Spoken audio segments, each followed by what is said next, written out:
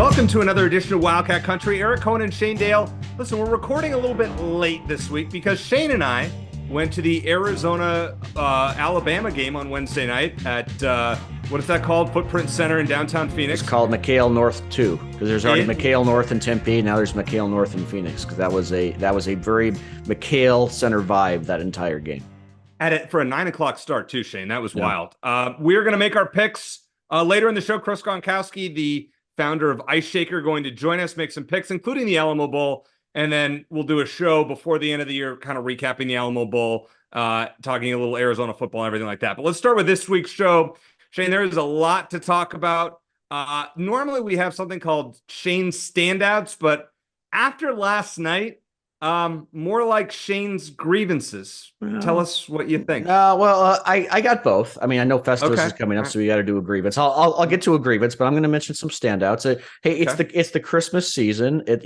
Merry Christmas to everyone out there. Appreciate you listening and watching all year. We've gotten some new listeners and watchers over the last several weeks, and we appreciate you and hope you'll stick around with us coming into the new year. But so I am going to get a little hokey here, and just with my first standout is the Arizona fans at the Footprint Center. Okay, because like I said, the atmosphere was very McHale-like, and it was funny because I went to both games on Wednesday night. There was the ASU Northwestern game before that. I went because I work 5 miles away, and I figured I might as well go check it out as opposed to going home to East Mesa and coming back. Yep, that game was maybe 20% full at tip-off, maybe. And there were probably almost as many Northwestern fans as ASU fans. And it was almost 100% full of tip-off for Arizona, Alabama. It felt very much like the Pac-12 tournament, with U of A chants breaking out in the game before Arizona's. And I was just reminded of how special this fan base is. I know it's still a struggle for football, but for men's basketball, it is one of the most loyal, most passionate, loudest fan bases and most intelligent fan bases in the country for any sport at any level, pro or college. And we're very fortunate to be part of that as Arizona alumni. We really are. I went to Game 5 of the NBA Finals in Phoenix a couple of years ago, and it was just as loud for Wednesday's game as it was for the NBA Finals game. So, no, it was. It absolutely. You're looking. But you didn't have the upper deck. You didn't have the upper deck that was filled in last night. It was. I'm talking about the noise factor. It was just as loud as it was for the NBA Finals, from my recollection. Okay, so I'm just saying I'm a very proud alum in that regard. Okay. All right, I'm done with that. Thank you for indulging me. As far as players, standouts, starting with Pelle Larsson, okay? He has become the player this year that I think we hoped he was going to be last season. And he just didn't take quite that leap that we were hoped for last year. But he has this year. He's improved his game on both ends of the court. I thought he made the play of the game against Alabama with about 12 minutes left when he caused a steal after the inbounds pass. He dove for the ball, got it to a teammate, I think it was KJ Lewis, and then he gets up 3 seconds later. He gets up and is there to put back a missed layup by Caleb Love. Just a couple seconds. It was an outstanding hustle play, and it put Arizona ahead for good because the game was tied at the time. It was a very tenuous game for a while. I thought he was Arizona's best player in that game. And then on the women's side, I want to mention Kaylin Gilbert, who was the Pac-12 Women's Basketball Player of the Week. She averaged over 22 points per game in their 2 games last week, and she had 19 points and helped Arizona destroy ASU in Tempe. I know the women's team has had its struggles. We're going to talk about it, but they annihilated the Sun Devils, and Gilbert was a big part of that. Grievances, I'm going to mention my biggest concern for the men's basketball team going forward, and that's having a big man who can play useful minutes in relief of Oumar Ballo. Krivas has looked the part at times, but he's obviously still adjusting to the American game, both in terms of physicality and just his confidence. He looked better in the second half against Alabama, even though he didn't get a lot of minutes. But Arizona really has to get more out of their 8th guy. And if Krivas doesn't improve, maybe Henry Vasar, even when he's healthy, comes in and steps into that role, because they have to have that depth, and they have to have a guy who come in and eat up some minutes and replace Sabalo. So that I'm going to keep it at that. That's my only grievance, because they did still beat Alabama by double digits, and I know we're going to get into that game a little bit more here shortly. Yes, we are. It was definitely an interesting game. If you've seen what Shane and I have tweeted about it, then you'll know our thoughts before we get into this segment. But this is Buy or Sell presented by our friends at Ice Shaker. We're going to have Chris Gronkowski on the show a little bit later, but go to iceshaker.com, use promo code Wildcat Country, capital W, capital C, and get $5 off. You can also get your Ice Shakers at fanatics.com. We're going to do a giveaway later in the program, so pay attention and listen for that.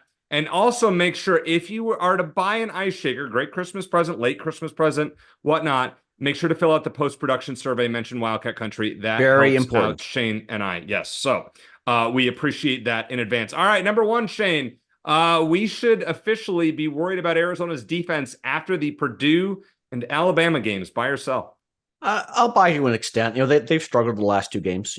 They forced some turnovers, did a great job diving for loose balls against Alabama. Like the hustle and toughness aren't the issue at all. It's the execution at this point. I saw a stat that Alabama's 3-point percentage against Arizona was the lowest for a major conference team versus another major conference team in 25 years for a team that attempted at least 43s. I know it's kind of a loaded stat, but basically Alabama took 43s.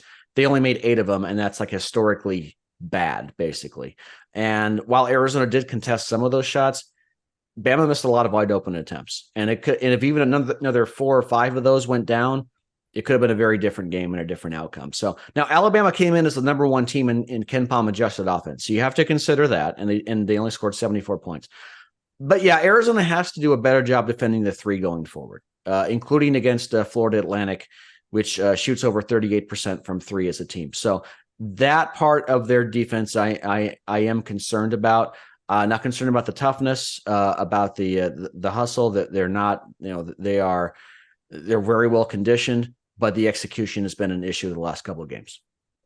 All right, I'm going to give you that too, Shane. I'm going to buy this one. The Purdue game, giving up 92 points. Purdue has an excellent offense. Don't get me wrong. That was a problem.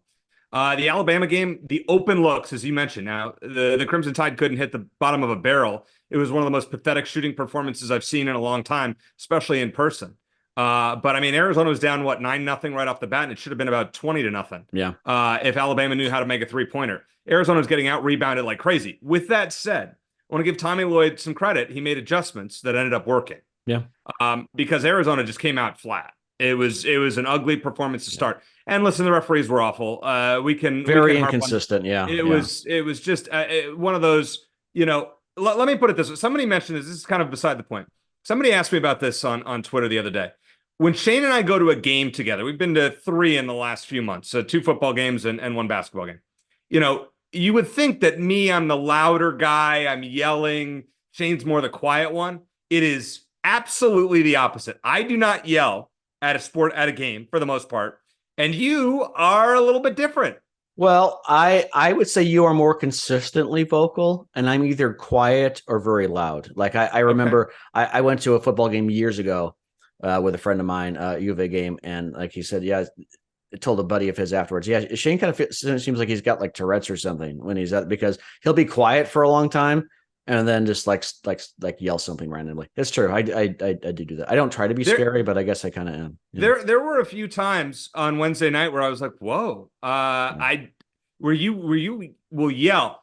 I learned years ago not to yell at a sporting event because I didn't have a voice for like 3 days. And I was thinking, especially knowing that we were recording this podcast a night after, I was like, yeah, that's probably not a good idea. Yeah. But I last thing I'll say is, as far as the fans, I feel like we talked about this during the game, Eric, is that, there's so many times when Arizona plays at McHale Center or might as well have been McHale Center against Alabama. And it feels like Arizona's getting its butt kicked and they must be down double digits. And then you look up at the scoreboard and they're only down 1 or 2 baskets. It feels like it's like that home court, just like it propels them past the finish line when they're not at their best. It's amazing how that happens so often for Arizona. Yeah, I think that was a key factor. I mean, you're right. It was a home court advantage that Arizona had. All right. Number 2, Shane, Arizona officially passes the in-person eye test to be a prime national championship contender. Buy or sell? Yeah. Well, first of all, I hate that term, but I'll roll with it. I know you do, but all right. Okay. So if the only time you saw Arizona play this season was against Alabama, I think you'd probably say no, they don't pass that your eye test, partly for the reasons we just discussed, but judging this team on its first 10 games of the season, absolutely they pass that test. Every championship contender has already struggled at some point this season. Even Purdue lost to Northwestern, which destroyed ASU. ASU was terrible. Terrible. Several top 10 teams have already lost this week. But Arizona is 4-1 so far in that 6-game non-conference gauntlet we've talked about. That I was upset that they scheduled. And I think those wins are going to look even better later in the year than they do now. And Alabama's not ranked, but they're still in the top 10 in net, in the top 10 in Ken Palm. Okay. Michigan State's starting to put it together. Duke just beat a top 10 Baylor team pretty soundly. So from a cumulative perspective, absolutely they can win it all. If you're just looking at that Alabama game, in a vacuum, so to speak, obviously some things need to improve. All right. So did they pass the eye test in person? At times, yeah, they did. In the second half, I think they did. They looked like a championship contender. In the first half, not so much. I mean, we weren't there for the Purdue game, obviously, in Indianapolis, but I'm gonna buy this one. I think this team, to me, this team should get better, assuming that they have upward progression, like what we saw. They were able to make in-game adjustments. And look at on Saturday as well. This was a team that was down by 17. I was like, all right, I'm turning this game off. Next thing you know, it's a 4-point game. Mm-hmm. They are able to. They don't get afraid. No. I would be surprised if Arizona gets blown out in any game this year. Now, we saw UConn, a team that we thought, them and Arizona, they look the best. UConn goes and loses by 15 the other night against Seton Hall, an unranked team. That I would be surprised if that happens to Arizona. I'm not saying it can't. Yeah. I'd be surprised. Well, and also we've talked about, and you've talked about, Eric, this team needs an alpha, and we've talked about it seems kind of like they have two with Kylan Boswell and Caleb Love. And we saw that against Alabama. They were both pretty quiet offensively until late in the game. They both took over. They both took it to the hoop, made some big shots late. Caleb Love was in foul trouble for most of the game, so he wasn't on the court for long stretches. But they took over late. They're not afraid to take those shots. For better or worse, they both took shots that we kind of cringed at too. But you'd rather have that than the alternative where you have a bunch of guys who are, they play hot potato and don't want to be in that situation. So they have those guys. And I think, in late in games with that experience and with that confidence, that's going to be a big deal. I would agree with you. I think it is important. And I think we'll see how this Arizona team fares. Now, we got a couple of predictions to make. We're not going to do these with Chris. We're just going to have you and I make a couple of basketball predictions. So we got FAU in Vegas on Saturday. FAU is a good team, up tempo. You and I were both right that we had Arizona over Alabama by double digits, and we both thought Purdue would win the game. So that was key. Give me let's start with the FAU game. Arizona will win by how many in Vegas, assuming you think they're going to win? Yeah, well, FAU is sort of like a light version of Purdue in a way. They have a big that can cause Arizona problems. The big Russian guy, Vladislav Golden, he's shooting 76% from the field, which is just ridiculous. He averages 15 and 7 a game. And they have a lot of guys who can shoot the three, including John L. Davis, who's making almost half his 3-pointers this year. Arizona should have a bit of a home court edge with the game being in Las Vegas, and I think they'll find a way to win. But this is arguably the second best team Arizona will have faced so far this season, right behind Purdue. And FAU, I think, is number 8 in net, and Alabama's 9. So consider that. I think that second half against Alabama sort of righted the ship for Arizona and restored maybe some of the lost confidence after the Purdue loss. I think this game is close to a toss-up, and FAU is still legitimately good. They weren't just a flash in the pan Final Four team last year. They are a good team. But I'm going to lean Arizona. I'll take them by a basket because of that. I think that mostly that slight home court edge, I think they're going to enjoy. I think Arizona got the sloppiness out of their system. I think high-scoring game.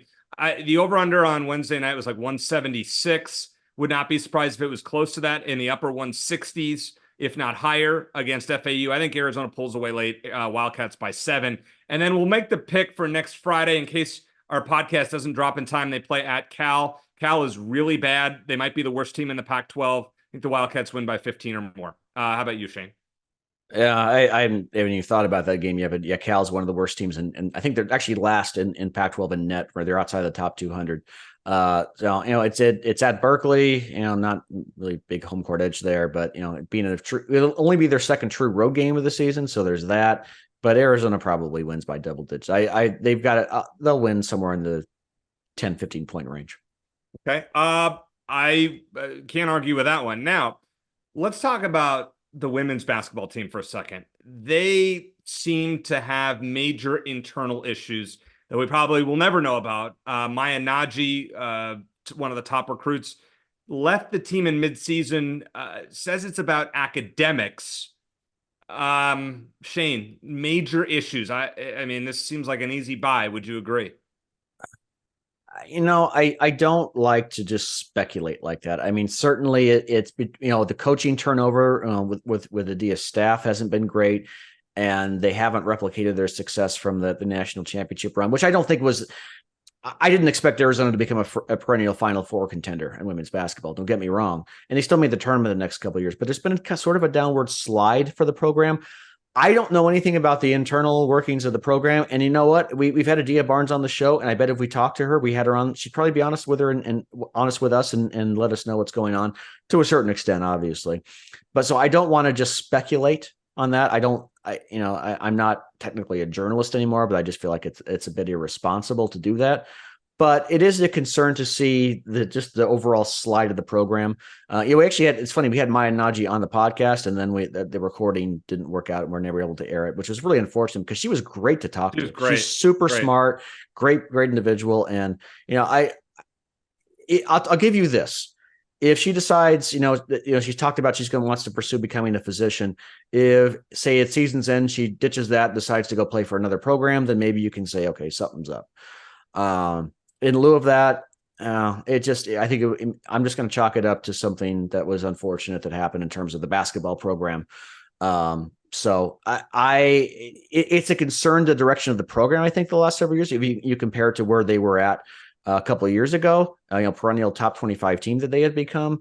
But I'm not going to go as far as to say there are major internal issues because I just don't have that information. Yeah, listen, I just don't feel very good about. There were obviously transfers out in the offseason. I don't know the Maya Naji situation. You and I came away very impressed when we were able to talk with her. My whole thing is this. To leave a team in midseason, and I appreciate her academic, wants and wanting to become a doctor. I will never criticize that. With that said, you added on top of what happened with other turmoil and assistant coaches leaving and such, and it seems like something is broken in the program. And I don't know what that is. And, I hope we can have Adia on and ask her, what she thinks about that notion. Obviously not going to criticize her personally because we don't know. And I think it's unfair to speculate. But for a player to leave mid-season, who's one of your top players, a starter, to just go away, whatever the excuse, is off to me. Just the way I feel about it. We'll see. I mean, look, it could be completely legitimate. It could be, and I could be off, and I could be wrong, and then I'll own it. Yeah. But I want to err on the side of taking her at her word, but yeah, I mean, it's not good, obviously. And no. I don't, is it indicative of there being some sort of rift in the program? I don't know. I just don't know. And if I don't know, I don't really want to dive into it as more than I'm capable of doing. Does that make sense? That's fair. Okay. Number 4, Shane, let's talk a little football here before we bring on Chris. Oh. It's right to be disappointed that Arizona's 2024 early signing day class didn't feature more high-end players. Jed Fish described it as kind of a depth class. Not really high-end, especially, we got all excited about Elijah Rushing. He ends up going to Oregon. His teammate, Will Height, ends up at Washington. Is it fair to feel a little bit of disappointment? If you want to, I'm not going to stop you, but I think it's okay to be disappointed. Like you mentioned, that a couple of their top defensive verbal commits decided to reconsider, but that's just life in college football. It's not exclusive to Arizona. Like Jed Fish said, in football, you almost have to recruit guys even more heavily after they commit because other programs are always looking to poach them. And those kinds of things, I think, tend to even out, like Damon Williams decommitting from Ole Miss and committing to Arizona. And I think they're finally getting to a point, Eric, where they can afford to be a bit pickier and really address specific needs that the team has. I love that they added what they added at the skill positions on offense beyond Damon Williams, who looks like he could take over for Noah Fafita. By the way, it'll be interesting to see what happens with Braden Dorman because he's a very talented quarterback coming out of high school, but he may not see the field at Arizona considering Fafita and Williams there, but something to keep an eye on. But I'll mention some of the guys that of this high school class that they signed. Jordan Washington, 4-star running back who chose Arizona over Oregon and other pretty good programs. That's a big win. Brandon Phelps, who set an Arizona State record for receiving yards, with Colleen Wiley and DJ Williams moving on. I think those guys all might have a chance to make a big impact sooner rather than later. The other reason I'm not disappointed on the lack of stars you see next to some of these players' names is we've seen how good this coaching staff has been at developing talent. Consider that most of Arizona's impact players this season they weren't transfers. They were high school commits. Noah Fafita, Tedero McMillan, Jonah Coleman, Jacob Manu, Ephesians Prysock, Dakario Davis, Dalton Johnson, all those guys. And some of those guys were highly touted, like T-Mac obviously was, but most of the others were 3-star guys, and they're playing at an elite level at Arizona, not just for Arizona, like for Arizona standards, but they are become elite players. They're getting, they're winning awards, first team, second team, this and that. So as long as the coaching staff remains in place, I'm not concerned about the so-called lack of huge names in this class. Okay, fair. Yeah, I would like to see something more. I mean, you want to see, a 5-star, maybe more 4-star commits. I think getting Rayshawn Clark to decommit from Cal as an athlete, it'll be interesting to see where he ends up. Damon Williams, obviously, there might be your quarterback of the future if he sticks around. The other guy, I mentioned him before, but I love kickers and recruiting kickers. Oh, yeah. Michael Salgado Medina from Mission Viejo High School. Arizona was on him a long time ago. 3-star commit. I'm all about this. Kickers, huge. Very important. We've seen the Wildcats, if you're a fan as long as Shane and I have been, you've seen great kicking, and then you've seen some really, really bad kicking. And we've been fortunate. I mean, Lucas Haversick's in the NFL now. Tyler Loop has been very good.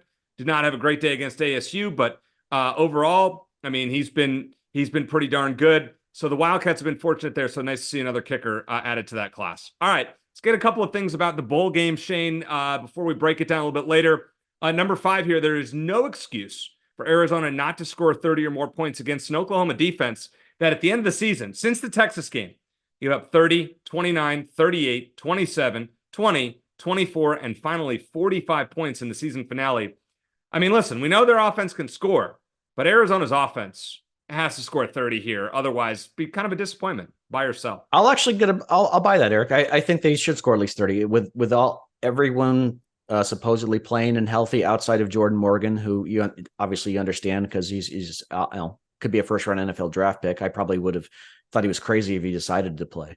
Yeah. But it sounds like everyone else will be available. Considering what Arizona's done and what Oklahoma's given up to some very average Big 12 teams. They probably will need to score at least 30 to win the game. And even with some of the opt-outs, Oklahoma still has a lot of talent on offense. But with some of the opt-outs they have on both sides of the ball, there's no excuse not to put up at least 30. I agree with you. Yeah, well, I thought you would for sure sell that one. I think so. Yeah. I don't think Oklahoma is known for their defense. They started out well at the beginning of the season, were not great towards the end. I think Arizona has to score and score a lot, especially, Noah Fafita and T-Mac. I don't see Oklahoma stopping them right now, to be honest, with the opt-outs and such.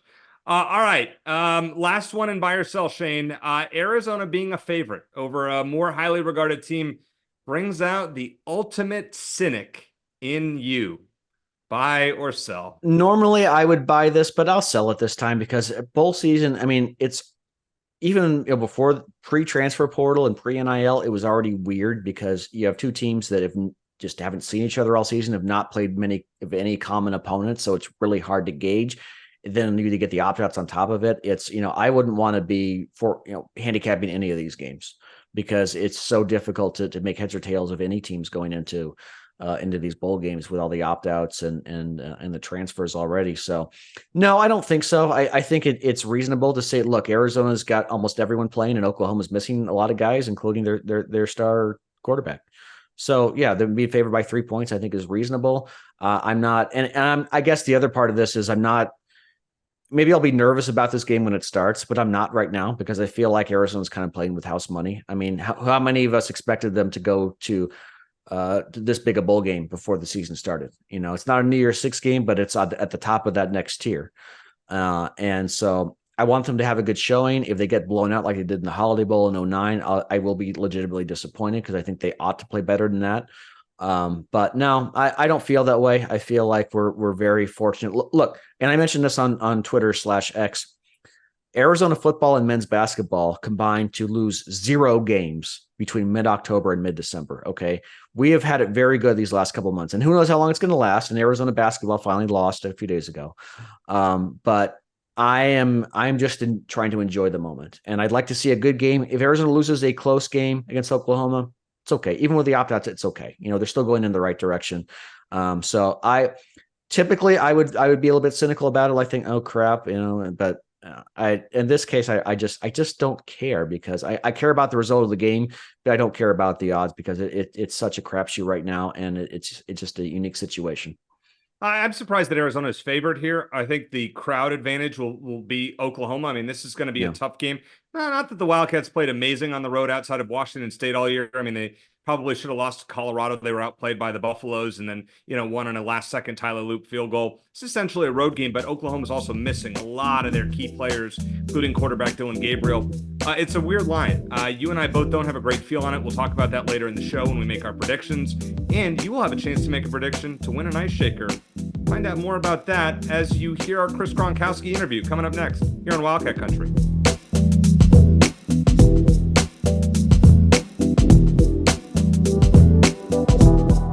Shane, it's a big-time show, and how do you know it's a big-time show? Well, we're previewing the Alamo Bowl, obviously, but we have our buddy, the founder of Ice Shaker and former Wildcat and NFL fullback, Chris Gronkowski, joining us here on Wildcat Country.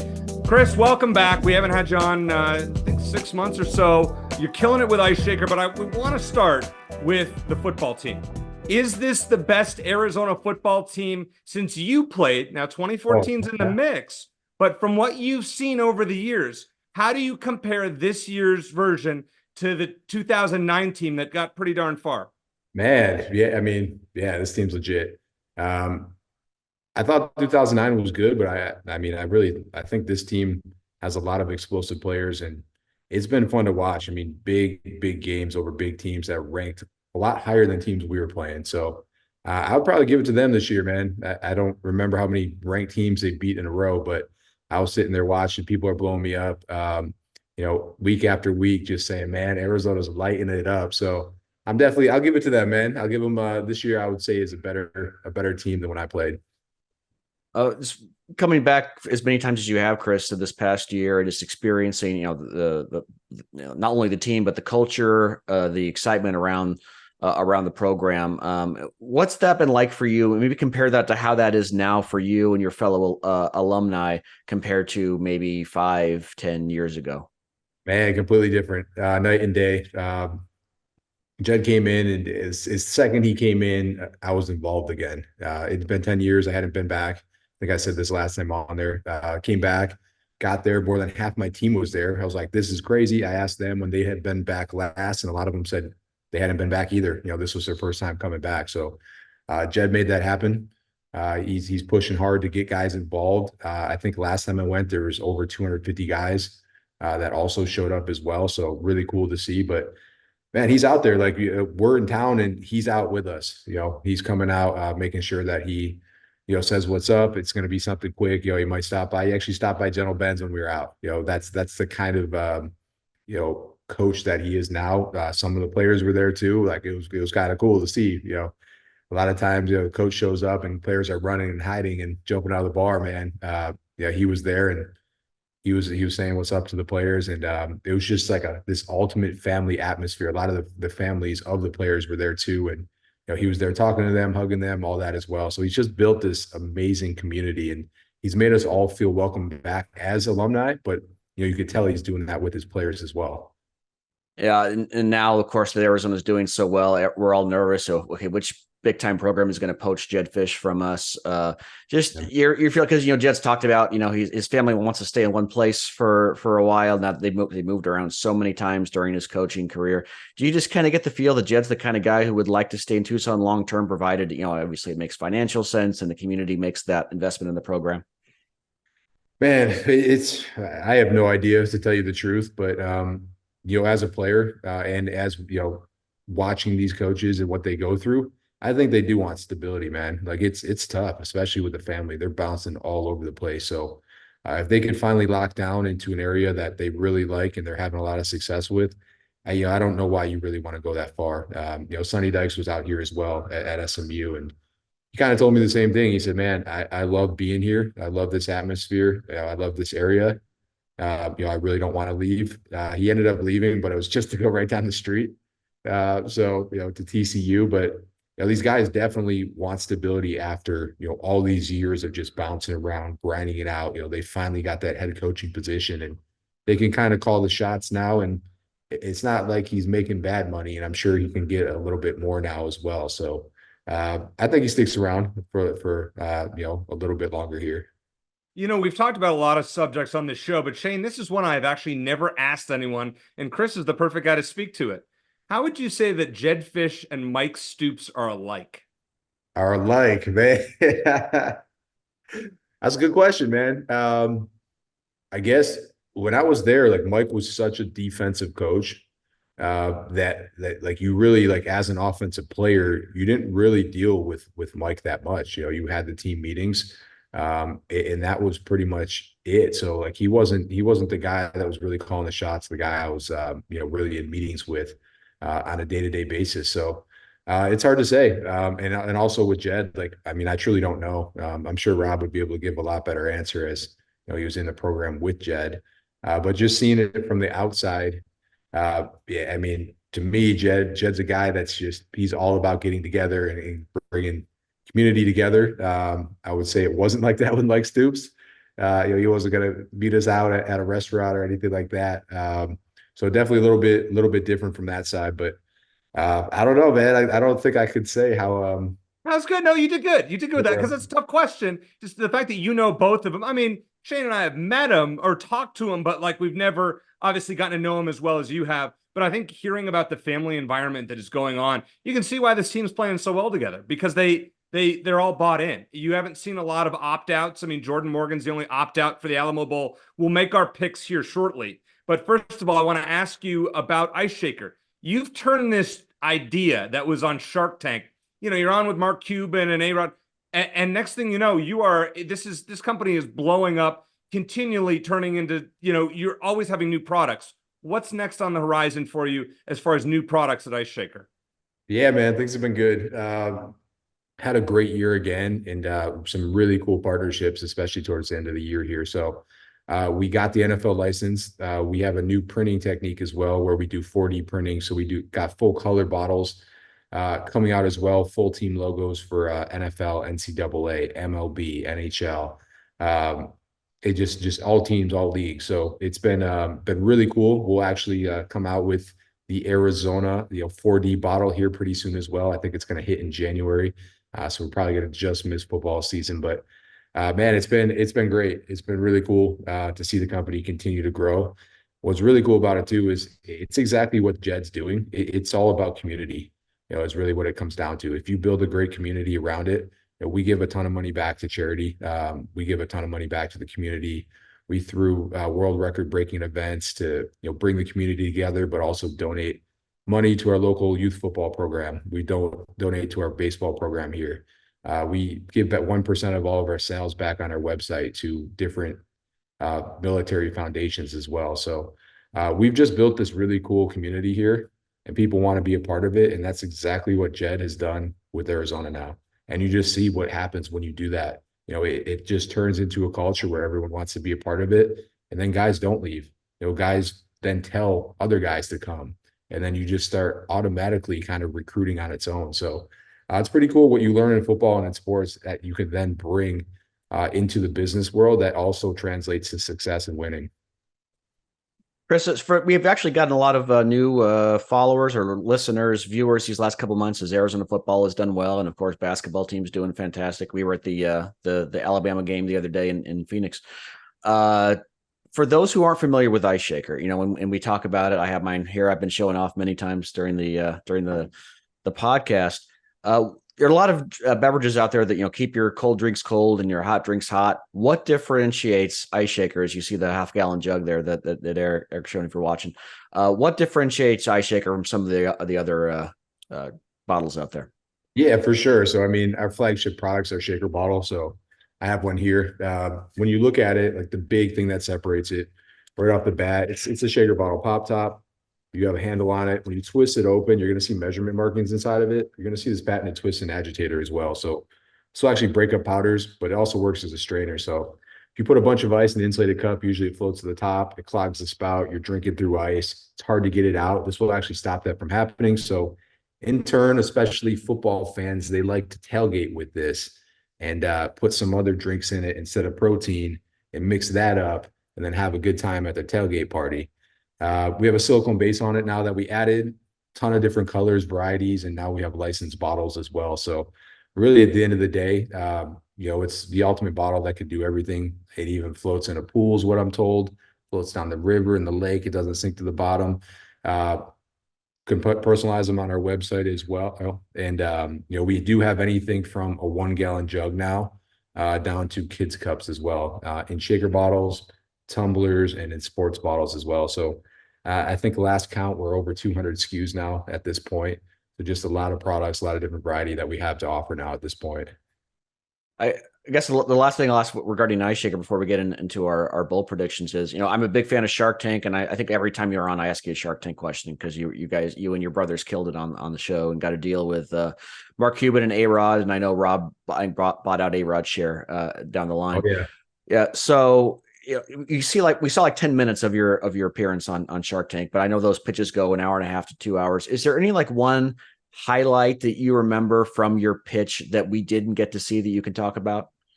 Yeah, there's a couple good ones. I don't know if they showed it. Let's see. Not Lori. What's the other? What's the other shark's name? The other female on the show. Barbara Corcoran. Barbara. Yeah. So Barbara, she offered $1 million just to party with us. So that was a pretty good offer. I think she was sitting on my brother Gordy's lap at one point. I don't think they showed that on camera either. I've seen some outtakes with her, and that doesn't surprise me. Yeah, so that was pretty good right off the bat. But yeah, those two were. I was actually pretty excited to see those two parts, but didn't really show that. But overall, it is almost probably I had to be in there for at least 45 minutes. They really do ask everything. It's a real investment, and really what it comes down to is it's their time.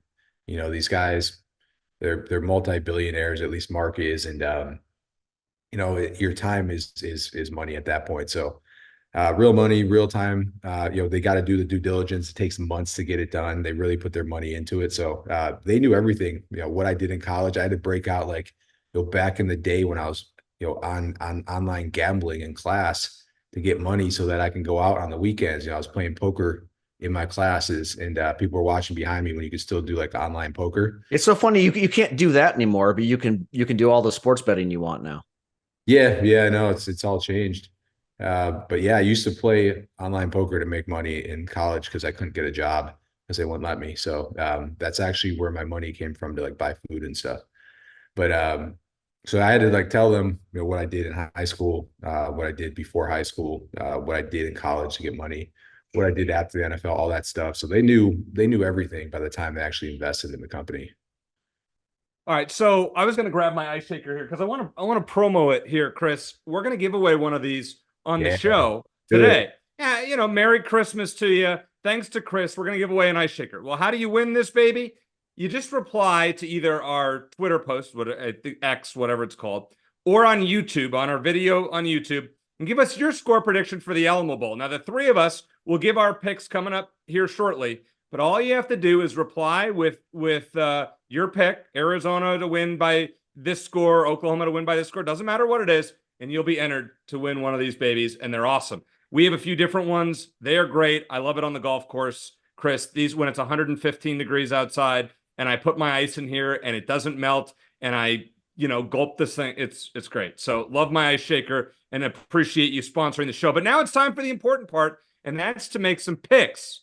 Talked about gambling. Now, sorry they didn't have NIL back in your day because you would have probably been close to a millionaire back in the day if you and your brother had NIL in college. But, different times. Let's start with our first game. We're going to do Pac-12 games up through next Friday. Shane and I will do a show right after the Alamo Bowl. But up until then, let's talk about the Vegas Bowl this Saturday. Utah is a 6.5-point favorite against Northwestern. Chris, what do you got?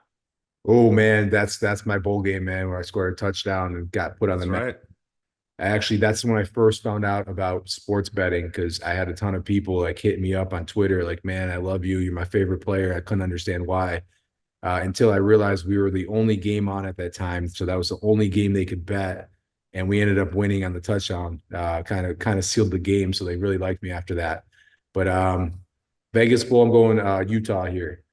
Okay. I like that pick. Shane, I'm going with Utah as well. The line is fishy, only 6.5. You would think it would be greater I know Northwestern had a good year, but you would think Utah being Utah, but they've had some opt-outs. Which way are you going?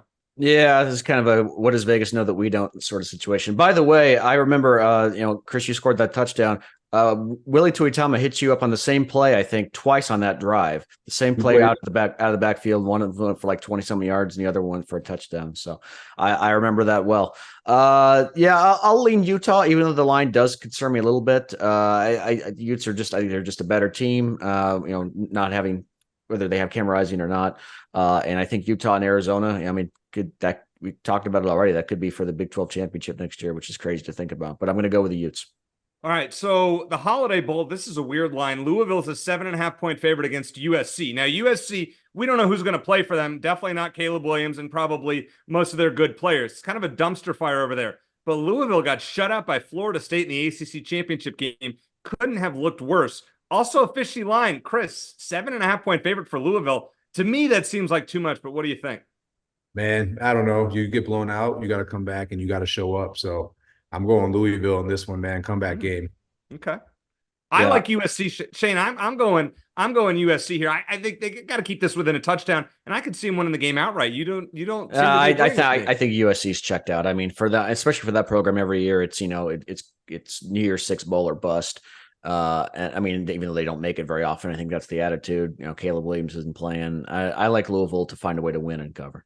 Okay, now this is kind of a fun game here. Well, it would have been, but then Oregon State, you don't know who's left, and Notre Dame's quarterback opted out. So the Fighting Irish are a 6.5-point favorite over Oregon State. I mean, I don't even know if the Beavers have a quarterback left. I don't know. I mean, who knows? I'm going with Notre Dame here, laying the 6.5. But I mean, this one's a crapshoot. I would not recommend betting too much on the Sun Bowl here. All right, Chris, what do you think? I want to know who sets these lines, man, because they got a really tough job. Like, how do you possibly set a line when people are opting out, like quarterbacks and too? That's insane. Man, I'm not going what is Oregon State? Oregon State. Yep. I'm going Oregon State. Okay, Oregon State. All right, Shane, how about you? Just because for the underdog spirit, I'll go with Oregon State, even though their coach is out, their top two quarterbacks are out. I think maybe it means a little bit more for the Beavers. Their last for all intents and purposes Pac-12 game. So I think Notre Dame wins, but I think Oregon State keeps it within a field goal. Okay. All right. Now let's go on to the this is not a Pac-12 game, but this is the first of the New Year's 6 games that we probably won't get to by the time our next podcast gets out. Missouri is a 1.5-point favorite against Ohio State, Chris's neck of the woods, in the Cotton Bowl. Chris, I'll let you start with this one as well. Ohio State missing a lot. I mean, Kyle McCord, their starting quarterback, transferred to Syracuse. Marvin Harrison Jr., his high school teammate, not going to play. A lot of opt-outs for Ohio State, but still, can they take care of Missouri? That's wild. So these guys can actually, the starting quarterback transferred, you said? Yep. He's out. Wow. And he started all year. He started all year. He started all 12 games for them. And then transferred to Syracuse. Yep. Wow. This is wild, man. Like, this is like next level. It's a whole new world, man. Yeah, I didn't know that was possible. Why would you do that? I don't even understand why you transferred money. You get paid. You get paid $1 million. The going rate for a starting quarterback, Power 5, is $1 million. Wow. Man, this is a new era. I didn't even know that was possible. And you don't even finish the season then? You just opt out? You're out. Gone. Yep. Wow. That's insane. Man, I'm going to still go Ohio State here. Okay. I think so, too. I like Ohio State. Shane, I think the Buckeyes too deep. I know Missouri had a great year, but the Buckeyes are 5 stars everywhere. Let some of these guys play. I think they find a way. Ryan Day he needs this game after losing to Michigan yet again. No, I think Missouri is legit, though. I mean, they convinced me. I thought Missouri's one of those teams that they're top 10 early. They're going to fade. They're going to maybe be borderline top 25, but they've hung up there. They're within the SEC, no less. I feel like this line is kind of suspicious and that Missouri's only favored by a point because of all the opt-outs for Ohio State. But I'm going to lean Mizzou. I think it's going to mean more to them after Ohio State lost to Michigan and lost their college football playoff chance. They have so many guys missing. Maybe they got a lot of other five stars as backups, but they don't have a ton of experience. So I'm going to go with the Tigers. All right, now it's on to the big game here, the Alamo Bowl next Thursday night. Arizona is a 3-point favorite over Oklahoma. Now, Oklahoma, prestige program, but you talk about opt-outs. Their starting quarterback, Chris, he's at Oregon. Dylan Gabriel transferred to Oregon. Their offensive coordinator is the new head coach for Mississippi State, so he's gone. Oklahoma has a dozen players at least who are out of this game. Arizona, Jordan Morgan's out. They're starting left tackle, waiting, going to the draft. They've had a few transfers, but nothing that's significant. Give me a thought on this game and then your score prediction. Wow, man, I like this. This is a shout out to Jed, man. You don't have guys opting out. You got guys playing, and that's how it should be. You want to, this is kind of your last time if you are, a senior or even a junior that might be leaving, to really ball out, man, and really up your stock for the NFL draft. So that's cool. That's actually really cool and impressive, and showcases what Jed's been able to do in Arizona, having all his guys play in this game for the most part. So, man, I think Arizona's going to take this for sure. Are we doing score prediction here? Score prediction for this one. Wow. So I thought it was going to be kind of close. I didn't know about all these opt-outs. It's kind of eye-opening. Didn't realize like guys were actually transferring before these bowl games. That's wild.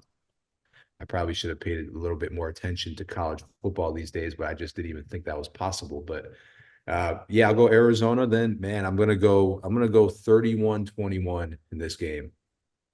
31-21 Wildcats. All right, Shane. You are the ultimate cynic. We know you are not afraid to make a pick against Arizona. You've done it.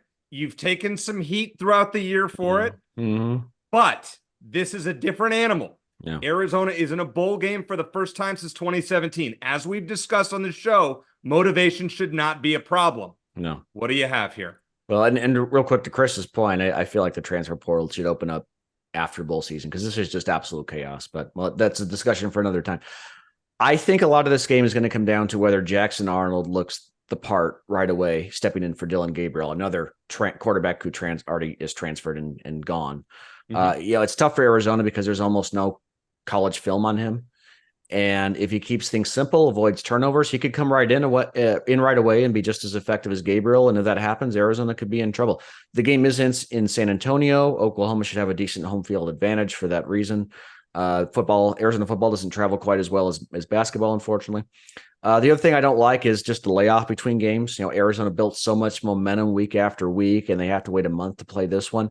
But if Jordan Morgan is the only Arizona player not participating in this game, and it's a significant loss, but Arizona's offensive line is still pretty strong even beyond him. I think this is a game that Arizona should win by a touchdown or so. I really don't have a great feel on it, and my gut is telling me Oklahoma maybe finds a way to win. But in the spirit of the hope and goodwill of the holiday season, I'm going to roll with the Wildcats to win by a touchdown, 45-38. And finally, 35 years later, Arizona and Oklahoma finally have that rubber match after they had their home and home in 88-89. And I think hopefully Arizona takes the series, so to speak. But I'll roll with Arizona by touchdown. So Chris has taken Arizona by 10. Shane has taken Arizona by a touchdown. What's your pick? You gotta, if you want to win one of these beauties, one of these ice shakers, go put your pick on one of our posts on X where it's prompted, or do it in the comments on our YouTube page. Now, time for my pick. I am 11-1 picking Arizona games against the spread this year. I've had a good feel on a lot of games. This one, not really a great one. I kind of agree with Shane on this one, but it comes down to motivation. And Chris, you know this when you played in games. The team that wants it more wins the majority of the time, you would think, right? You guys wanted that Las Vegas Bowl over BYU. They were ranked, but they didn't really care to be there. You guys did. And look what happened, right? Probably accurate. That's going to be Arizona in this bowl game. Wildcats 34, Oklahoma 27. I hope I'm right. And it's going to be, if so, we're going to celebrate on our year-end episode of Wildcat Country. But Eric, Chris, what's the over? I'm sorry, Eric, what's the over/under on the game? Have you seen that? I think it's in I'll have to look it up here in a second, Shane. It should be in the low 60s. Okay. It's a game that, one where I'm probably not. It's 62. Okay. Probably one. I mean, I have it at 61. You're going a lot higher. I take the over. Going under. Yeah, I'm going probably lean under on that one just because Arizona's defense has played majority of unders. Anyway, it should be a great game. Chris, thank you so much for joining us. Congrats on all of your success with Ice Shaker, and we really appreciate all of your sponsorship to Wildcat Country. But for Chris Gronkowski, Shane Dale, I'm Eric Cohen. Merry Christmas. Thank you as always for listening, and as always, Bear down.